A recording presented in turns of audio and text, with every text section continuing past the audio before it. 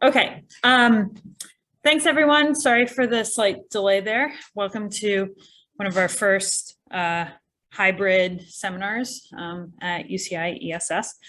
So today, Dr. Colin Raymond will be speaking to us. He's visiting from NASA's Jet Propulsion Lab, where he is currently a postdoctoral research fellow.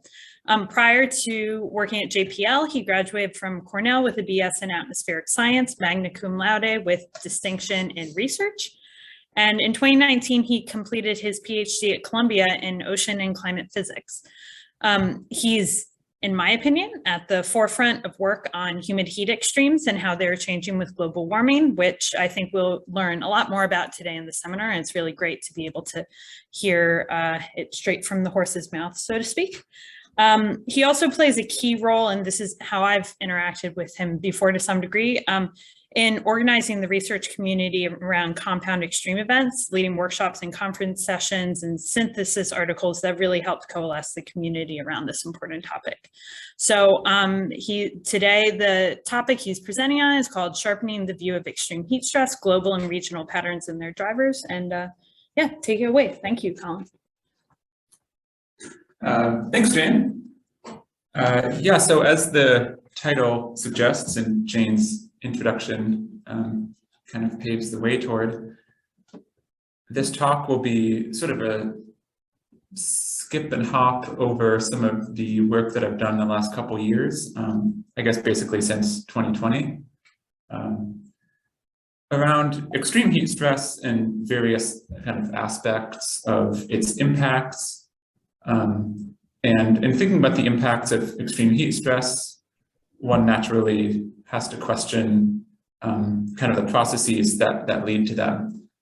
And those processes, both when we started kind of thinking about what they might be, and also as we've continued the work and developed our understanding, have proven to be just as diverse as we first anticipated. So I chose 4 photos that actually are not just random mixes of images, but actually represent 4 of the key global hotspots of extreme heat stress. And one may notice maybe the one thread that connects all of them is that there's quite a bit of water pictured. In 3 of them, it's on the surface in rivers or oceans or lakes. And then in the bottom right there, that's the eye of a tropical cyclone. So there's a lot of moisture already in the atmosphere. But of course, to create extreme heat stress, obviously that moisture in the top left and the top right and the bottom left has to get into the atmosphere, and it has to stay there at the level that we all experience extreme heat stress, which none of us are taller than about 2 meters. So it's basically the bottom 2 meters of the atmosphere and what we're most interested in. And that can be a challenge because anything above that, which we consider weather, is relevant in many respects to, for example, precipitation, but not so relevant necessarily to heat stress if it's kind of distinct, what's happening in the lowermost levels of the boundary layer versus the rest of the atmosphere. All right, so with that, just try to adjust the microphone to be accurate. And I've done this work with a bunch of collaborators. I think I may have left a few out as I've added more work to this presentation. I said that over here. All right, so I'll start off briefly with what we know about extreme heat in general, and I'll try to move a little bit quickly through this, more background stuff, but not too quickly to lose anybody, hopefully. So we know in general extreme heat is very certain to increase and has very high impacts. There's right now a lot of stories about extreme heat going on in South Asia, pre-monsoon, something that's happened since time immemorial, but of course is getting more severe with climate change. And then when you consider humidity, in addition to high temperatures, there's a relevance that's particularly strong with respect to human health. So, for example, admissions to hospitals, deaths from heat stroke, for example, and then also around energy demand. So that's connected to health, but more directly, say, the electricity needed to run air conditioning And that can lead to, for example, blackouts like we've had, or brownouts like we've had in California in the last couple of years during some of the peaks of the heat waves. And I've used myself and many other people have used various different metrics for humid heat, but for the purposes of this talk, I will try to keep it very simple. So just think of humid heat as an oppressive combination of temperature and moisture in different combinations that leads in some vague hand wavy way to heat stress. And I purposely took out all the units in these slides so that they're not distracting. And of course, you can look at the underlying papers if you want to know, some of the values. I left in things like temperature, but don't worry about the units of moist static energy or what they mean. All right, so then I'll have a couple of slides here talking about, illustrating some of what we already know and to kind of ground the remainder of the talk.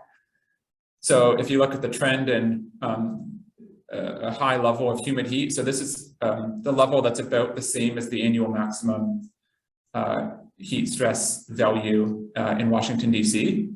So pretty unpleasant. That has more than, I took off all the numbers, but it's more than doubled in 40 years. And there's pretty good agreement between stations and reanalysis about that. And then the same paper from 2 years ago showed that the very hottest places are just about at that level where it's not possible to survive indefinitely without artificial cooling. And that paper then inspired some of the further, I won't talk about that paper too much, but I'll talk about a paper, several papers that were inspired by it to sort of understand what's going on there. But I will say that what we don't understand that well is what the impacts of those things are, because they're happening in places where there's not good impacts data. So it's very hard to know how much people are suffering or perhaps why they're not suffering. Obviously, socioeconomic inequities are probably playing a role in that. For example, migrant workers in the Persian Gulf are not well documented in general, and certainly their deaths, potential deaths from heat stress, are not well documented. But these things are happening briefly, and so they're hard to measure, even in a place like the United States. Another broader point about heat stress is if you just survey the whole world and look at latent heat and sensible heat and how they combine to form heat stress.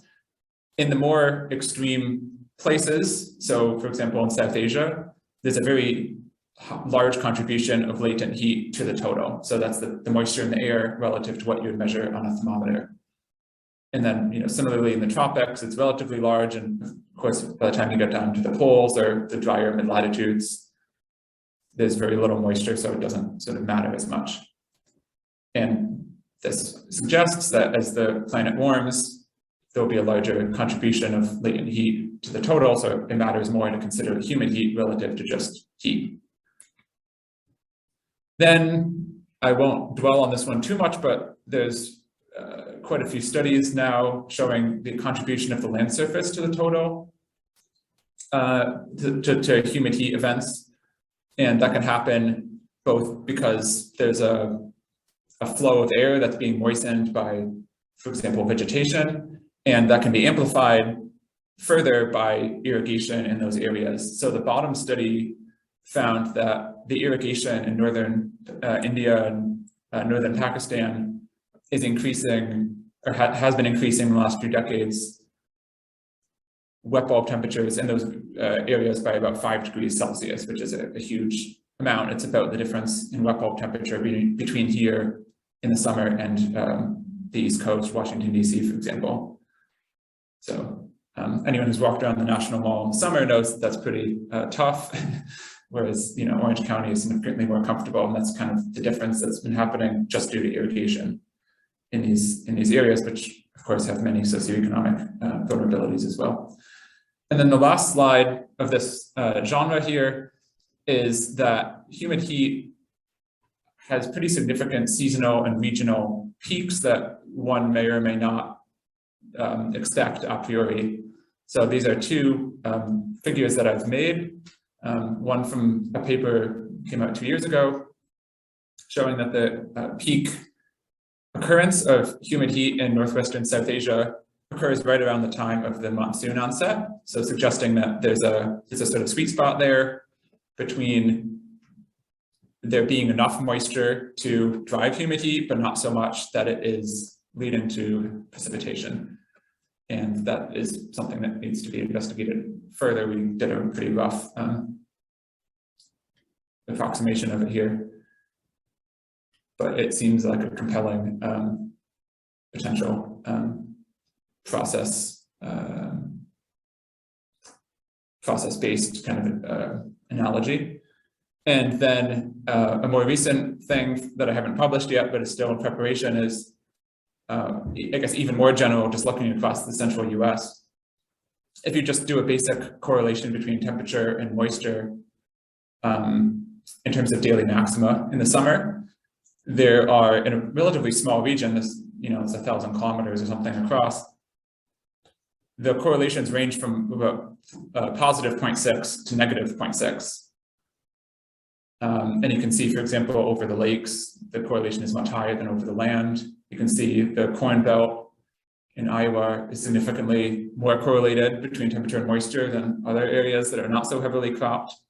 So those kinds of spatial correlations are, I think, not that well appreciated in terms of the potential to drive joint extremes, which of course is what humid heat is all about, right? It's a joint extreme of temperature and moisture. And then you can see sort of in the bottom right there, places where temperature and moisture kind of vary in a more stochastic way, the correlation is close to zero. But further north, for example, the temperature and moisture kind of come in the same episode. So there's a meteorological sort of way to understand this, which I've been trying to do, but I think there's much more to be done. So this is the kind of plot I make to make that argument anyway. All right, so now on to the big remaining question. So the core of my talk, I guess, will be walking through this study from last year, where taking all the information that I just presented, essentially, we felt like there was still a lot to understand, and that can sort of be summed up by looking at this map that was figure 1 of the paper, but was sort of what we were looking at to base the study on. So we focused on the regions in black, in the black boxes, but looking at those and also across the world generally. And again, I took out the units, so just purple and red are the highest values of humid heat, and the all-time maximum from year 5, the analysis. You see very specific hotspots, right? So there's kind of a general zonal pattern that some of these tend to be in the subtropics, for example, but it's very, very concentrated. And it's not necessarily what you might expect from a map of temperature, right? So that, for example, the Sahara is not that high. I mean, it's lower than central US, for example. You also see quite a few coastal effects. For example, in that box in Eastern India, also in places like Northern Australia. If you kind of squint, you can see northwestern Mexico is has very, very high humid heat. And then, of course, why, trying to understand, in a way this can be understood, the question can be turned around. Why is there not very extreme humid heat in a place like West Africa compared to, say, South Asia or Southeast Asia even? So that's what we were kind of basing our questioning at, trying to understand this. So I guess I'll kind of jump to the conceptual framework that we sort of developed and roughly tested with the observations. So our conceptual framework is essentially this, and this is, up for debate, but this is what I would propose. So the first point is that relatively local or regional meteorological processes, or one might say climatological processes, the set of things that happen in a given place. For example, here in Orange County, that would include, the sea breeze, the Santa Ana winds that happen occasionally, stuff like that. Kind of set the distribution of possibilities of humid heat values over the course of a summer. One place might be relatively constrained, like place 1, another place might be more variable, like place 2. And then relatively relatively speaking, mean temperatures or mean SSTs in the tropics, those are somewhat interchangeable, determine roughly, again, the interannual and long-term warming variations. So that distribution is essentially shifting somewhat rigidly from year to year. All right, and then to back up the bottom part, sorry, the mic keeps sliding. To back up the bottom part, we made these figures showing that first, if you look historically, the interannual correlations between the extreme humid heat occurrences on the y-axis and the tropical median humid heat, or even SSTs, are quite good. So the tropical median SST variations explain half of the total variation in humid heat. And you can see, of course, El Nino ENSO is playing a significant role there, as well as long-term warming. And then also, if you look across models, for example, CMIP6 models, 90% of the variation in humid heat change across those is explained just by the change in tropical median SSTs. So we haven't actually published that or explored it further, but you can see, the models line up well, plus they kind of extrapolate out the observed trend. So that's the origin of the basis for asserting the second point. And then the first point is what I'll kind of dwell on in the remainder of this discussion. Except first, I guess I'll emphasize that the interaction of those two kind of frameworks means that if you want to understand what's controlling the highest humid heat values in the hotspot areas, or even where the hotspot areas are, you have to think about the fact that basically you need heat and moisture. Again, this is kind of hand wavy, but I think it's about as good as we can do. You need considerable heat and moisture in or near a location, so it can be kind of advected to that location, or it can be generated locally. And then, and that kind of drives, say, the 90th percentile or whatever, the typical kind of summer, extreme event.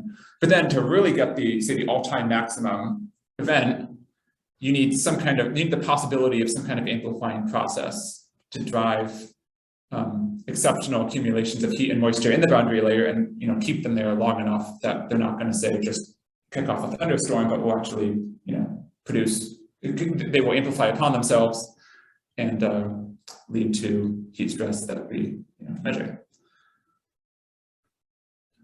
All right, I actually skipped that, I think.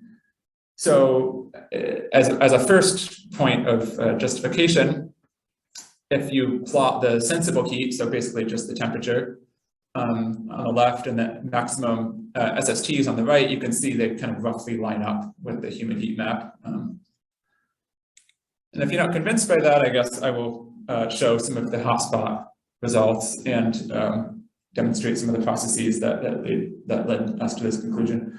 So I'll show results for 3 of the hotspot locations. One of them is the Persian Gulf, which really takes the cake in terms of the most extreme humid heat anywhere. And again, this is from that paper. So on the left, I've already gone and circled 2 of the important parts. But what that's showing is it's a composite of humid heat, again, red higher, orange and red higher, blue lower, for a bunch of different extreme events. And the arrows are showing the vertical motion, and this is composited over the southern Persian Gulf. And what you see is that there's a lot of humid heat, and it's right near the surface. So you can see on the left, maybe it's a little hard to see, the top of the hill, which is shown in the gray. So this is a northwest to southeast composite. So you're basically looking from Iraq, say Baghdad, down across the Persian Gulf, and then the hills are in like near Oman, and then it goes out southeast of there, back over the ocean. So that area with the orange and yellow is directly over the Persian Gulf, and the winds are from the northwest in the summer throughout the whole area. So as soon as the wind gets over the water is extremely hot, and it starts entraining, evaporating a huge amount of moisture into it and drives the humid heat value is very, very high. But a lot of that heat and moisture is concentrated just in the bottom 100 meters or so of the atmosphere. So a big question is what exactly is causing that to be trapped, quite so tightly. I had some interesting conversations already this afternoon about the possibilities there, and I guess I don't fully understand myself. I mean, you can see that there is, downward motion, stability in the mid and upper troposphere, and I should point out the scale is non-linear. So, the bottom part of the boundary layer is actually occupying a large portion of the vertical profile here. But as to what's keeping it in the bottom 100 meters as opposed to the bottom, 1,000 or 2,000 meters, I confess to not being completely sure. And then if you look, at this as anomalies in terms of the overall, you can see that there's an anomaly kind of in the same area that there's the extreme. And sorry, the cross section there's kind of zoomed in on the right side of that plot.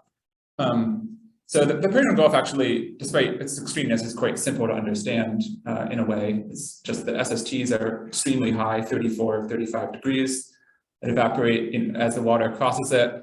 As the air crosses it, the water evaporates a huge amount, and then it sort of just hits the shore, the southern shore, and causes extreme heat stress in a pretty tight area before it sort of dissipates into the desert. If you look at a place like Pakistan, you get a rather different story, and this aligns with some of the studies previously about Pakistan. What you have here is you have air that is ascending the Indus Valley, so the flow is from the southwest, if you look at the map. And then as it ascends the Indus Valley, it both warms and moistens. So there's both sensible and latent heat fluxes that are going into it. And there's some kind of mysterious right now role of the topography. You can kind of see in the rightmost plot with the cross section, the anomalies are sort of concentrated right along the slope. And we have a few lines of evidence. We don't think that's just a reanalysis topographic effect, but I suppose it could be. And again, you have sort of a layer of stable air kind of trapping things up above. And if you look at Eastern India, so Eastern India versus Pakistan is quite an interesting contrast because Eastern India is much more humid. So you have much more humidity and tendency to precipitate in general. And so the extremes are kind of not as extreme, and they're more driven by sensible heat fluxes, and I'll kind of illustrate that in a second. Okay, so yeah, actually, so if you focus on the bottom, so we did a budget for Pakistan and Eastern India, and what you find, if you focus on the colored bars, is in Pakistan, the anomalies are largely related to latent and long wave fluxes, and the net looks relatively small, but it's not that small really. And then in Eastern India, it's largely a shortwave picture. There's a latent heat flux contribution as well, but the fact that the skies are clear makes a big difference, because typically at this time of year, June, July, it's pretty humid and cloudy in Eastern India, whereas Pakistan is dry and sunny and so in Pakistan the humidity makes a bigger difference basically than it does in Eastern India, where you sort of need a higher temperature to drive the extremes. So the extremes are kind of all about what happens typically, right?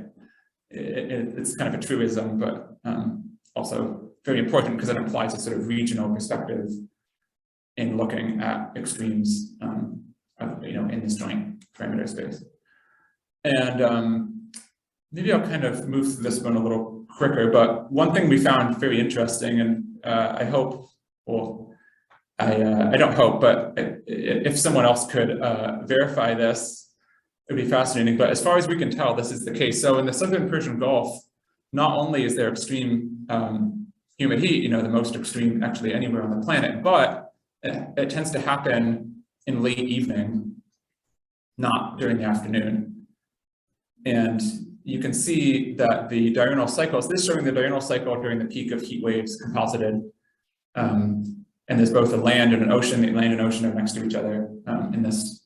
In these plots, it's something like 100 square kilometers in each, of the grid cells being put together.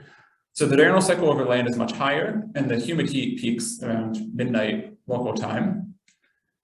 And so now in each of these subsequent figures, I've put a different variable on the top and then put the humid heat down below for reference. And the orange dot is supposed to show the time at which the peak humid heat occurs. So in temperature, right, if you focus on the top left, the temperature is pretty much what you'd expect, right? It peaks around early afternoon, kind of drops off. And then the red, I should say the red and the blue, the red is extreme humid heat events, and the blue is the rest of the warm season composited. So over land, it's about the same temperature, but it's more humid, especially at night. There's really not much difference during the day. And the moisture is significantly higher at night. And it's similar to the ocean. So there's a marine air, basically signature over the land that there isn't normally. The PBL height, the planetary boundary layer height, is again kind of very low. And the wind direction sort of gives it away. This is a little hard to understand, I guess, without looking at a map. But this is the southern end of the Persian Gulf. So a northerly wind is a sea breeze. So essentially, normally, the wind is much more westerly or southwesterly. And during these events, you have a much stronger northerly component. So the red line is close to the top or close to the bottom. I suppose that must be a better way to represent this, but this is about the best we could think of doing. So essentially, you have a much more consistent sea breeze during these events, and that is driving these nighttime humid heat peaks. All right, and so now we'll go back to the whole kind of global picture. Just pause for a second to let that all sink in. So we decided that an interesting thing to do, and we'd try something and let other people maybe try to refine it, would be to try to predict with kind of one eye covered up, covering one eye, and do a pseudo prediction of where the global humid heat hotspots are. And we sort of played around with this, and it's a little bit artificial, right? Because we sort of know the answer and we're trying to predict it. But we thought it would be an interesting exercise because, because of the initial question, right? We don't know what is causing certain places really to have extreme humid heat, and not others, West Africa versus South Asia. So if we thought if we could identify some of the key factors that would be useful kind of both in our meteorological, seasonal kind of way, but also in a long-term climate change way. So we decided kind of both based on theory and our analysis of the observations to pick out a few variables. So we picked 6 things in the end, representing either high SSTs or high latent heat fluxes, vertical stability, and then we sort of cheated a little bit by picking like low elevation, excluding deserts and rainforests, just because we know humid heat doesn't occur in those places. And empirically moderate places of more moderate relative humidity kind of have this right balance of temperature and moisture that can lead to joint extremes. And then places with high, either mean, there's kind of a mix of means and extremes. I can talk about the details if anyone is interested. Shortwave and long wave radiation. So we tried very hard to kind of exclude, at least in an explicit way, any direct sort of temperature or moisture of the atmosphere. So all these things that sort of are contributing to, or might be contributing to temperature and moisture extremes in the boundary layer without directly measuring them. And if you put those things together, just measuring, so this is so orange here is showing which places sort of meet the each one of these criteria. And then if you just add them all up, the dark red areas are the places you'd expect from those 6 factors alone to have extreme humid heat. And again, the green boxes are just the regions we studied in this paper. And if you compare that to the observed maps, that's the same data that I already showed, just with a different color bar. You can see, there's not a perfect match, right? But it is not too far off in a way. Depends how you consider this. But for instance, it does show the Persian Gulf, right? It shows Pakistan, parts of India. It shows Northern Australia, not too badly. Northwestern Mexico, kind of somewhat there. So considering that, I guess this is the first attempt that had been made, and generally people kind of hand wave about the subtropics versus the tropics. We thought this kind of more longitudinal identification of hotspots, at least to sort of zeroth order, was a reasonably good attempt. And I suppose it could be done better, right? But yeah, we were proud of it, I guess, despite its imperfections. All right, so I'll just pause on that for a second, and then what I'll move on to next is a few different things that we've done, or that I guess I've led around humid heat and its relationship to specific meteorological processes. And I'll mostly focus on storms. So I have 2 kind of key things there. So the first point is that I've been doing a few things around the Midwest US, looking at humid heat. And to start off with, kind of demonstrating the fact that there is a relationship. This is a composite for, as it says, top 1% humid heat events in the Midwest. And you can see that there's a very clear kind of story here where essentially you have wet soil, so anomalous precipitation around a week before, maybe 5 days before an extreme event. And then you have, after the precipitation, you have a big high pressure system, which in the Midwest means southerly flow from the Gulf of Mexico, essentially. So that's both bringing in moisture from the Gulf, plus there's sort of enhanced latent heat flux, again, kind of partially related to the Corn Belt, partially just, because there's lots of plants in the east. And that then drives a peak in the humid heat. And then sort of throughout that period, right around the peak, you have high shortwave, it's not shown, but you have high shortwave radiation and suppressed convection. I guess partly we've demonstrated that, and partly we sort of suppose that.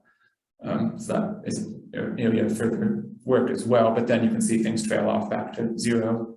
Again, the time scale for these things is 5 or 7 days in the sort of in the mid latitudes. And then a similar kind of thing, I've been looking at atmospheric rivers specifically because they lead to sort of large scale correlated precipitation and moisture convection. And if you look again at the warm season, humid heat, within 3 days of an atmospheric river, the risk of top 1% humid heat is about double or more than double in some places and quite low in other places. So you can see there's some resemblance, right, to the map that I showed at the beginning about the correlation between temperature and moisture generally. So this is kind of a more specific, I guess, potentially operational meteorological insight into the kind of, if there's an atmospheric river coming, there's probably going to be humid heat, at least if you're in Montana, right, and to a large degree in the upper Midwest and the Northeast even as well. And then you can see also kind of closer to here, there's also significant relationships down in the sort of Baja California area, presumably related to kind of filaments of moisture that are classified as atmospheric rivers, but really are part of the monsoon. So the relationship between humid heat and the monsoons are quite interesting generally, and that is a big part of the South Asia story as well. And then I was just part of a paper that came out in February, I think, that did the same sort of analysis around humid heat and precipitation, but it's global. Simone Spicer led this and did a great job. And so what the color bar is showing on this big figure, the big map, is that so we defined something we called concentration. So basically, if there's a humid heat day, what is the chance, or how many other humid heat days would you expect within a week of it on either side? So in that 14-day period around that. And you can see the peak value there is 8 or more, right? So that means that if there's a humid heat day in some places, that means half of the other days in a 2-week period are also humid heat days. And given the rarity of those days, this is a quite remarkable clustering in a temporal sense. And then you also notice that where those hotspots of clustering or concentration are not random, they're concentrated in deserts. And so we, to kind of justify this, picked out a few of the actual precipitation time series, showing the humid heat in blue and the precipitation in green. And basically the story, the story basically is, in places where it's dry, a little bit of precipitation goes a long way toward enhancing the moisture flux and driving humid heat. And I guess what's remarkable about that is these are deserts, so you might, in a sense, expect that moisture doesn't matter very much. But actually it does matter quite a lot, because moisture is what it's, consistently hot in, say, Iran, near that one, the rightmost red star. It's consistently hot in Iran and Pakistan, but what you don't have is the moisture. So when you do get the moisture, it's both hot and moist, hot and humid, hence the extreme humid heat. So one way of thinking about these joint exceedances, at least for humid heat, is sort of whatever you don't have much of. It's like an economic scarcity kind of argument. Whatever you don't have much of is what's most valuable. All right, and then I'm getting toward the end here. So the last section that I'll talk about is, again, work that's in preparation, but I think quite interesting in this context of regional humid heat exceedances. So I sort of happened upon the discovery that there seems to be quite a close connection between humid heat and tropical cyclones. And of course, Jane, I'm sure, has a lot to think about and has done great work on tropical cyclones and humid heat and so on. But so I guess first I'll explain what this map is. And this is a pretty severe requirement. So it's the all-time maximum humid heat value at a grid cell. This is from Aero5, occurring within 24 hours and 500 kilometers of the center of a hurricane. So not just a tropical cyclone, but a hurricane strength tropical cyclone. And then the colors are just showing the year in which that happened. And you can see a pretty large portion of the global oceans are covered actually by this. And I suppose a few coastal areas probably as well, but it's largely a marine thing. Nonetheless, it seemed interesting enough to kind of explore a little more. And I'll show this map again because we actually realized that when you look at this map, you can see some of those tracks on this map. If you look at, say, the Western Atlantic or the Western Pacific. And not only that, but it's also, this is even harder because it's from a different paper and poor resolution, but you can even see it on this map. So I'll try to correct so you can see right there and right here. And again, the Western Atlantic right there. So it's not just an artifact of our, I don't know, coding, a coding error or something. And then to explore that just a little more. So if you zoom in on the Atlantic, doing the same thing. So you can see, again, the colors. This was all related to Hurricane Bill in 2009 that made it all the way up into Nova Scotia and Newfoundland. And then furthermore, if you look at particular hurricanes, so for example, there's 4 hurricanes this happened with in 2010. And now the color on those is the day of the year. You can see it follows the track, the humid heat, for example, for Igor follows the track of the center of the storm. And it occurred on consecutive days, right? So it was happening sort of in association with the storm as it moved along. So I thought that was pretty neat. And then the last thing that I that I did around this was I then went and for all these different events, I composited both. So centered around the storm, I composited the humid heat, the extreme humid heat occurrences, and then the temperature, specific humidity, and vertical velocity. And I think there's a lot more that could be done here, for example, at different levels. This is just kind of a justification, exploratory thing. But the main points, I guess, that are interesting about it are that and I only took Northern Hemisphere to make things simple. So the extreme humid heat values are concentrated in the northwest quadrant of the storm. And you can see that the temperatures are somewhat higher in the northwest quadrant than maybe in the other quadrants. Specific humidity, maybe a little bit. And the vertical velocity, is maybe a little bit more negative. So basically, it's a little bit hard to tell maybe just at the 1,000 millibar level. It's kind of a lazy analysis, but the argument is maybe what's happening is temperature and moisture are a little bit higher in the northwest quadrant, and the air just happens to be a little more trapped. And I guess someone who knows more about tropical cyclones could say more about the mechanisms here. But I guess in any case, it's certainly pretty clear that the northwest quadrant is a sweet spot for some reason. And I guess in the context of kind of compound heat and tropical cyclone, landfall effects, important to think more about. And then I guess the last figure basically that I'll show, and this is something that I actually put together for sort of a risk-related presentation, but I guess it's kind of connected in the sense that it's not just storms that drive humid heat, but other things as well.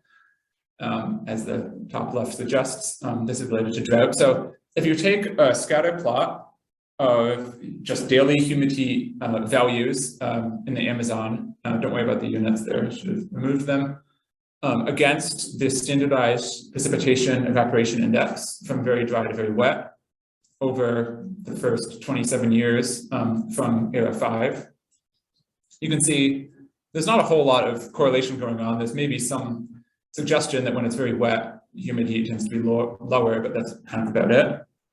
But then when you include 2018, actually this huge tail appears where very high humidity values occurred at relatively low or dry SPEI values.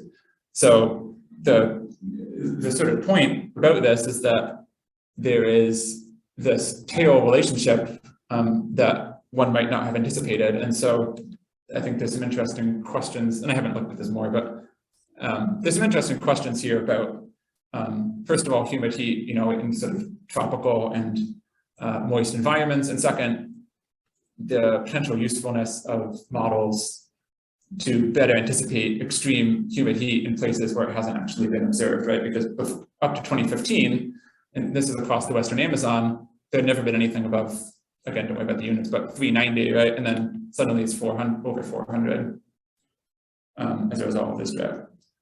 All right, so the process-related summary, attempting to draw together the argument about why certain places have much higher humid heat than others. Basically, it all comes down to two things. You need a good source of moisture, either from evaporation or evapotranspiration. And then you need something that sort of traps it below the planetary boundary layer, at least for some meaningful length of time, six hours maybe. And there's some contributions from shortwave and longwave radiation that help drive this, this concentration. And the key thing is you want a profile with a lot of moisture represented by dew point.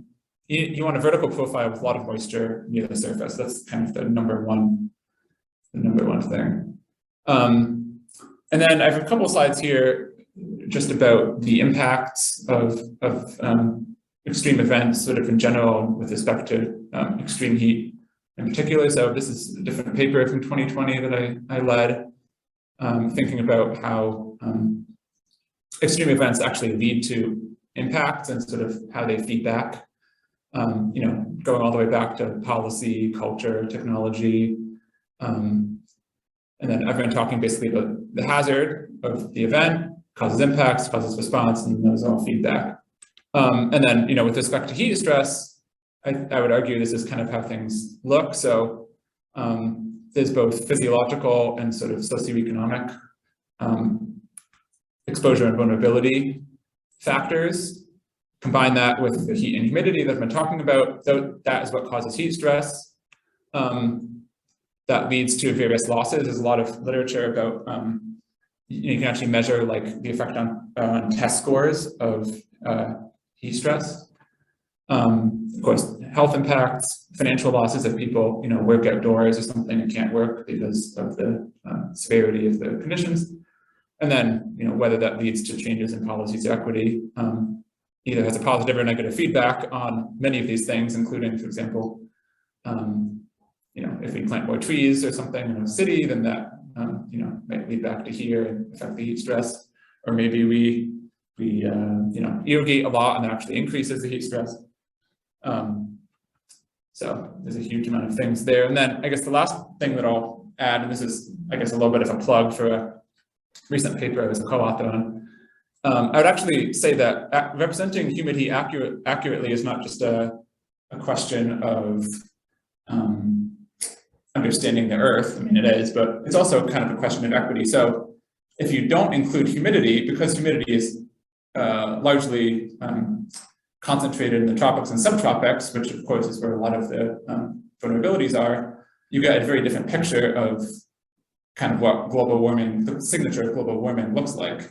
As you might kind of anticipate already from looking at these figures, if you look at, this is just regular temperature, a place in the Arctic and a place, say, in northern India, or Pakistan actually, there's not much happening really in Pakistan actually in the last 60, 70 years. But if you include humidity, this is equivalent temperature. If you include humidity, actually the change is pretty similar in those places. So just looking at temperature works in some sense, but not very, it really undersells the changes in some of these most vulnerable places. So I'll just leave up the conclusions and take any questions and interest in chatting at the coffee social hour as well. Thanks.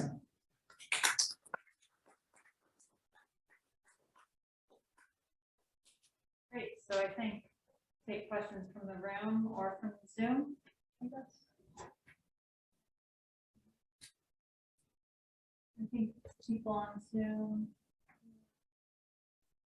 either raise your hand or put in the chat.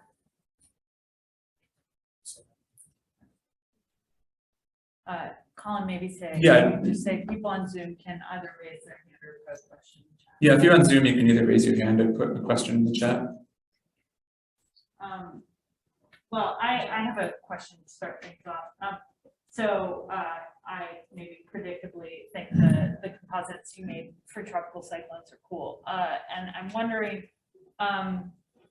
did you make those just for the northern hemisphere, or does that include the southern hemisphere too? Well, just the northern hemisphere because the microphone keeps falling, sorry. Just the northern hemisphere just to keep it simple, but right. Yeah, it could be done. It could be adjusted, I guess, pretty easily for the southern as well. Because I mean, like to evaluate some mechanism related to, like, if you think about the circulation of a tropical cyclone, it's going the other way in the southern hemisphere. So I guess if it's like something to do with the circulation, if you did it for the southern hemisphere and saw, I guess it was in the southeast quadrant or something, that might be interesting. Yeah. See if it's a robust mechanism. Yeah, you're right. That would be a sort of first pass way of figuring out if some kind of coincidence or if it really is the direction of the circulation that is right. Explaining that. Yeah. Anyway, I think that's cool. I'm happy for more ideas of how to make that better. Yeah, thinking about should I make something? Should I make some composite at 500 millibars? Or, I don't know, but I haven't finished that kind of work. So yeah, no, it's really cool though. I mean, the other thing I was wondering is, like, if this is this just a phenomenon over the ocean, or is there evidence that there are human heat extremes coinciding with tropical cyclones close to, like, in coastal regions as well, which I'd be happy to talk about. But yeah, I don't know if you have thoughts on that. yeah, I'm not completely sure. I I think it's plausible that it might happen along a coastline, particularly a small island that is very marine influenced.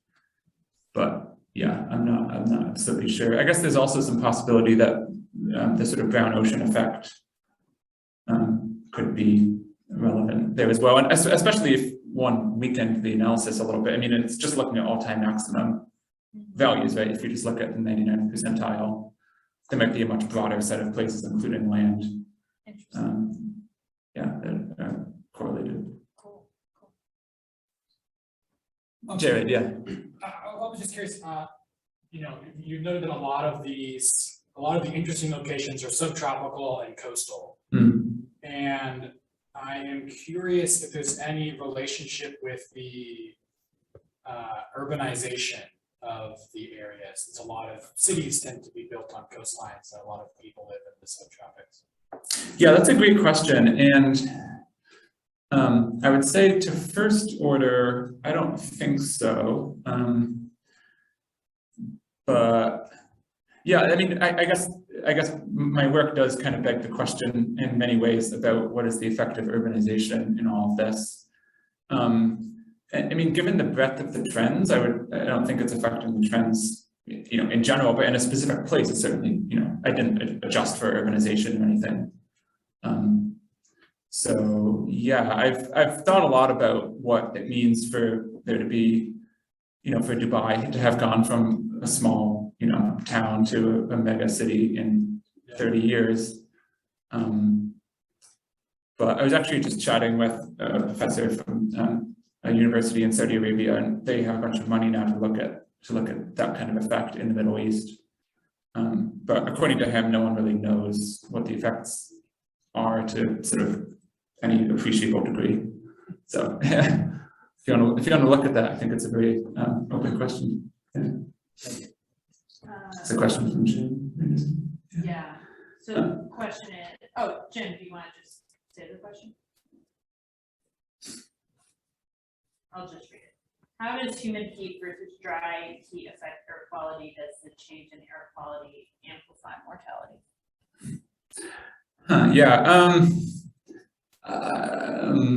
Thinking about the best way to answer that. So I guess first of all, I don't know per se. I guess I just know proxies of air quality, which are basically stability of the boundary layer.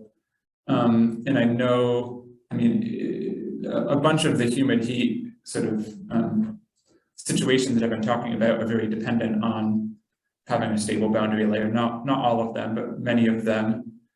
And I suspect the answer is sort of highly regional.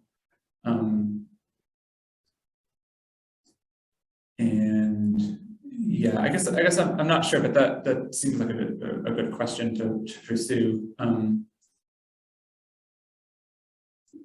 Yeah.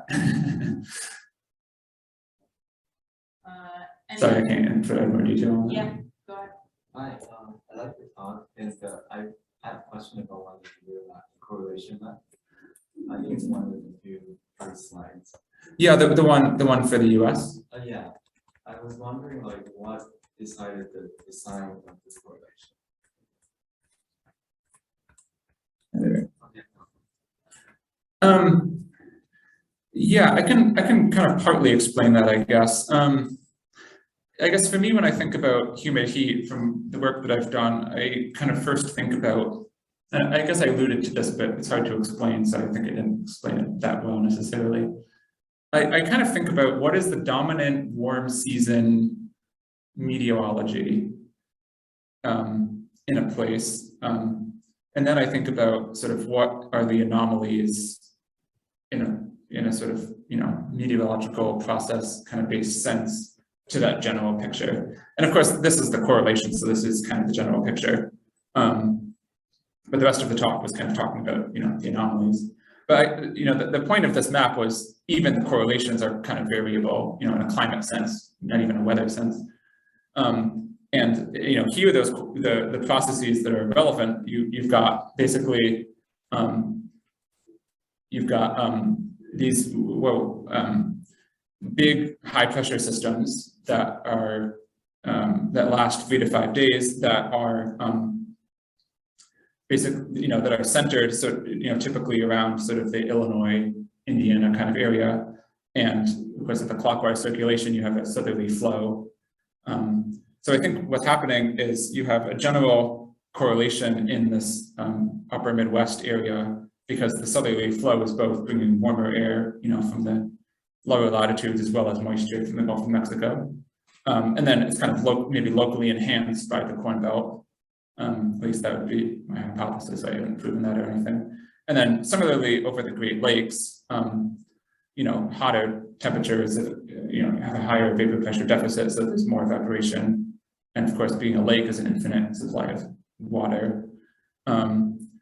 So I guess it's kind of the fact that there exists these hot and dry weather systems in the summer over this region. Whereas in the high plains, for example, the conditions that lead to high temperatures are not the same necessarily as the ones that lead to high moisture. So basically the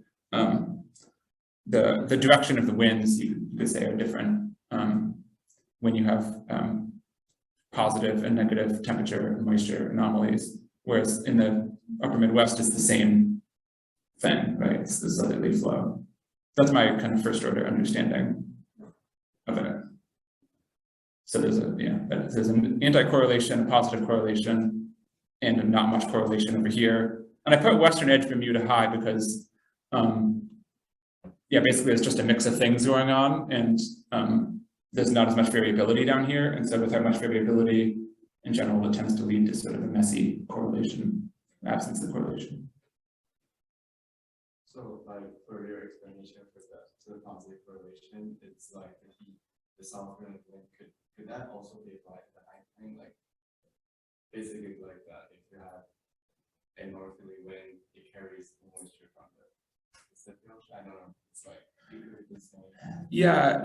It's certainly a bit complicated. I guess. I would say that the upper Midwest, the weather is sort of more organized. If you think about it, if you think about sort of a week or 2 week period here, you have hot and dry and then cool and wet, hot and dry, cool and wet. And in the high plains, it's not the same as that because basically you have wind more from the west and from the south. And those two components you have basically heat. You have hotter temperatures and the wind is from the west, and the moisture sort of comes from the south or southeast. So they sort of almost can't happen at the same time. This is a little bit different, but there's been interesting work about correlations between wind and precipitation in the UK, and they found that on the west coast they're positively correlated, and the east coast they're negatively correlated, and it's kind of the same thing. On the west coast, you have a westerly wind, which is bringing both basically precipitation and kind of gusty winds. On the east coast, it's the other way around. So I think this is kind of a broader principle. It's a good question. Any other questions? Otherwise, people can still chat with him at the coffee hour. Everyone, especially grad students. All right, maybe we'll wrap it up. Thank you so much. Thanks, everybody.